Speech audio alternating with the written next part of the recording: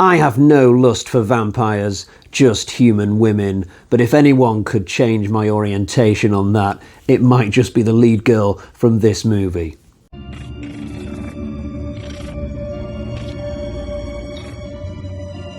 Hi guys, so before we get into it, a quick reminder that you'll find all my other Hanmer reviews in my Hanmer playlist, and there will be spoilers today for this 1970s movie. So this movie is officially a sequel to The Vampire Lovers, but it doesn't really feel that way. There's very little connective tissue.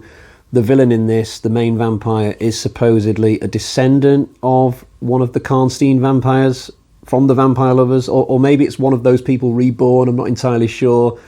But it's all very fast and loose, you know. We don't get Ingrid Pitt coming back for this film. And even the location feels different from The Vampire Lovers. The Karnstein castle that you get in this doesn't feel like the same shooting location that they had for The Vampire Lovers. I'm quite certain they were using somewhere different. So for all sorts of different reasons, this doesn't really feel like a sequel. And if you come to this without having seen The Vampire Lovers, really makes no difference at all. So the story we've got here, we've got this guy called Lestrange. He's like an author. He's looking for inspiration for his latest book, and he turns up in the village where the Karnstein castle is. And he ends up extending his stay because he realises that there's a school for girls about half a mile from the Karnstein castle. I say school for girls. What I actually mean is school for mid-20s women who all look like FHM models.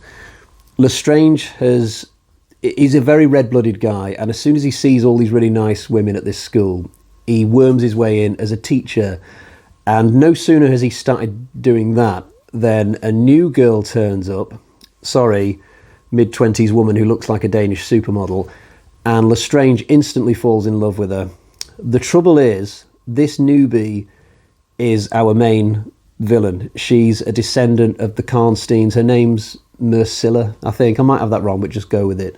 So they start this awkward love affair, but throughout the story, Mercilla is killing people here, there, and everywhere whenever she needs to. And eventually there will be a reckoning. You know, eventually the local villagers will storm the Karnstein castle with pitchforks and torches. Yeah, it's one of those.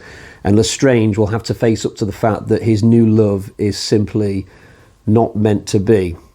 In terms of the actors, I've not even heard of the guy who plays Lestrange in this, and he doesn't even have a wiki page.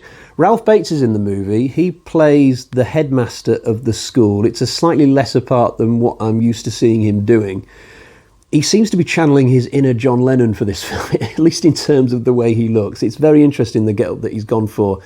Playing the part of Mercilla is an actress called Yutte Stensgaard. Never heard of her before, never seen her before, but by God, is she beautiful. She's absolutely stunning. And although she was clearly picked for this because of the way she looks, I would say that she passes the acting test. She doesn't have to go particularly deep with this role, but I think with what she's given, I think she does pretty well, actually. Although, sadly, her acting career came to an end barely a year after this film. So this came out in 71, I think.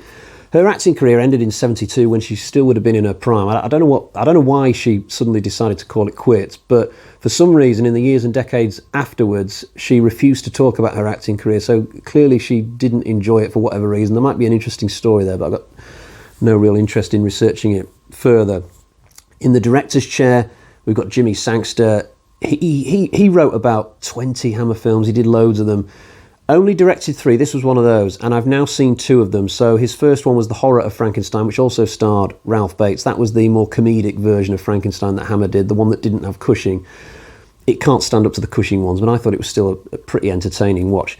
This would have been Jimmy Sangster's second Hanmer film that he directed, and his third one I've not yet seen. I think it's called The Fear of the Night or something like that. I might be wrong about that, but I'll come to that one in due course. But in terms of this film, the fact that we've got this girls' school just half a mile or so from the Karnstein castle, I guess that's the new hook about this film that makes it feel different from all the other Hanmer vampire films. But is it any good? Is it a decent vampire film, or is it just 90 minutes of really lame titillation?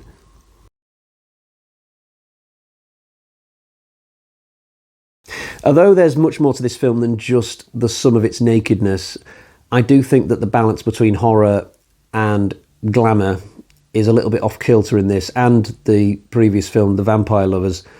And that for me is why I don't think I'll ever quite like these Karnstein films as much as I do the old Dracula films or any of those other Hammer films from the 60s. It used to be that the mixture between the horror and the glamour and all the various elements would be just perfect. But for some of Hammer's 70s films, there is a lot more emphasis on how great the women look and how many great women there are, as opposed to those really, great horror moments that have us shivering behind our cushions on the settee. That there's not quite enough of those, and that is definitely the case in Lust for a Vampire. It does have some positive things, though. There's a fantastic scene halfway through that I've got to mention.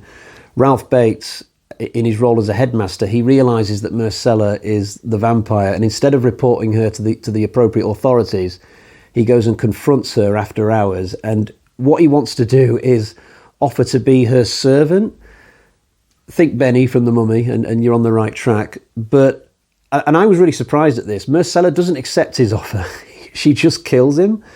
But because this is Ralph Bates, and I've only seen him playing lead roles before, I was very surprised to see him get killed halfway through the movie.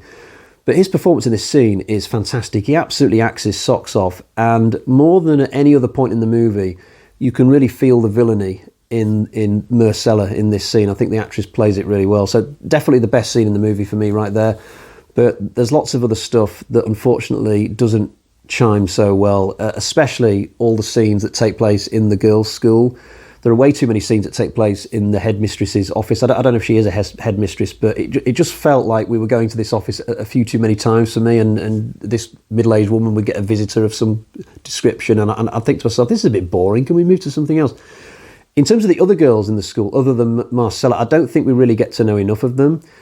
Early on in the film, we get a few classroom scenes, and there's one notable scene where all the girls are getting ready for bed and all loads of boobs start dropping out. But as the film goes on, we don't really get to know any of these girls, really, unless they suddenly pop up to be killed.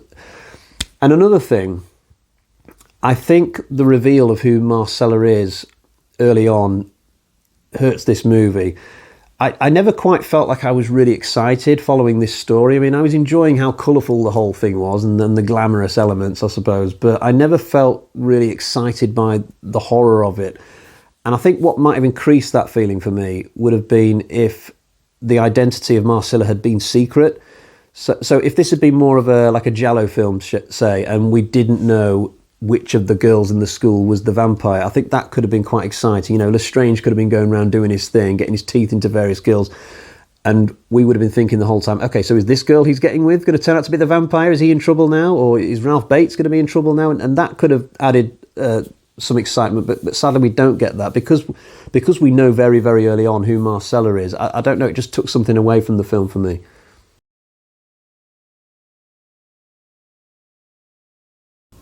Not that the scenes in the castle are that much better. Marcella seems to have a couple of parental figures floating around in this. I'm not sure who they are, to be honest. Maybe I wasn't paying attention enough. One of them looks like a budget Christopher Lee, but he doesn't do much other than stand around and look fairly inanimate for the most part. Even when his castle is collapsing down around him at the end, he doesn't seem too fussed about it. Christopher Lee would have at least had the good grace to look really angry as his castle was falling around by his sides, but not this budget version. Clearly Michael Carreras wasn't paying him enough. I didn't quite feel the sense of drama that I think I was meant to when Lestrange charges into the castle and tries to rescue Marcella, and then he comes back out. And the implication is that he's going to get with one of the other female characters now, but this feels like a little bit of a rushed ending for me, an attempt to have Lestrange be with somebody come the closing credits, because he's only shared one previous scene with this particular female character. I'm very mixed on Lestrange on the whole, actually, because in the first half of the film, he's a lot of fun. He's got this cheeky, chappy persona. At one point, he tricks a teacher into going to Vienna to do some research for him. It's a gag that feels right out of the horror of Frankenstein, feels very Jimmy Sangster-ish. And the way that this guy has a keen eye for the ladies as well is a lot of fun. But the trouble is, the minute that Marcella turns up at the girls' school, the modelling agency, Lestrange seems to become a really bland character at that point. He gets so besotted with Marcella that he just loses his personality. I don't know if it's just a natural attraction that he's got to, or whether it's like vampire pheromones or what, but Lestrange just changes and becomes boring. He becomes Lestrange instead of Lestrange, but not change in a good way. But I'm going to finish off with a couple of positives, because I did kind of enjoy this film, even though there is a lot that's bad about it. So firstly, there's this love scene between Lestrange and Marcella, and it goes on for quite a while, actually. I don't think they get out of their clothes or anything like that, but there's this pop song that plays over the top of it called Strange Love, and I found it a lot of fun. It is like a bad Beatles B-side maybe, but I think it was just the right thing for this movie at the time that it comes on, although apparently not all people who've seen this film like that song being included, including Jimmy Sangster. I think I'm right in saying that, but I liked it. And also, there's an actor who plays the innkeeper at the local pub called Michael Brennan, and this guy played the villain of Janny in the Thunderball James Bond film. Now, I'm a big Bond fan, and I've probably seen Thunderball like 10 times across the course of my life. I've never seen this actor in anything else up until now, and the Janny part in Thunderball is largely mute. So to see this actor suddenly play a proper role with lines, it turns out he's a really good actor as well. He has at least one really fun scene with Lestrange. That was cool to see from my perspective.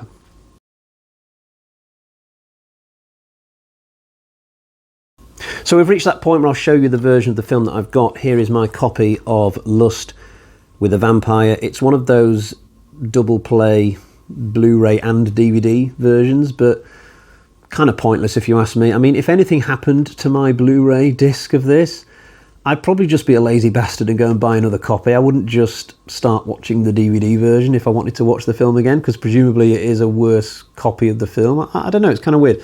In terms of features, there's no commentary tracks, sadly, but there are a couple of featurettes. There's something called Strange Love, Hanmer in 1970, and Script to Screen, To Love a Vampire. There's also a Judy Matheson interview. I don't know who that is. Maybe one of the female characters from the movie, possibly. And there's a stills gallery. Very good copy of the film to look at. I mean, it's fantastic. The quality of the picture is stunning. It's a gorgeous movie, don't get me wrong. The scenery and stuff in this is really fantastic. Obviously, the women look great. I can't go wrong with how it looks visually in all kinds of different ways, but it needed a bit more horror. It needed a bit more excitement. I was kind of paddling my way through this film, constantly marking down things that I didn't like about it, but I don't know, it's one that I'm kind of mixed on. I do think that out of the two Karnstein films I've watched so far, I think the Vampire Lovers might just have the edge for me over this one, but both very close, both decent films, but definitely not excellent films. Right, let's get to the bag of terror and find out how I'm going to score this. So we've got 1, 2, 3 bloody axes out of 5. Now, I think that is the same score that I gave the Vampire Lovers, but as I said, I might just, if pushed, give the nod to the Vampire Lovers, but I kind of like both of them in a similar way, really. Right, next time, I think I'm going to be covering one of Hammer's fantasy films, one of the last of their fantasy films that I've not covered yet. It's called Creatures from the Land That Time Forgot, or something like that. I've just ordered the Blu-ray for it from Indicate, and it's a really good version. It's like a proper special edition. It looks a doozy in terms of editions. And this particular film, I've not seen it since the 90s, and I remember it being brilliant.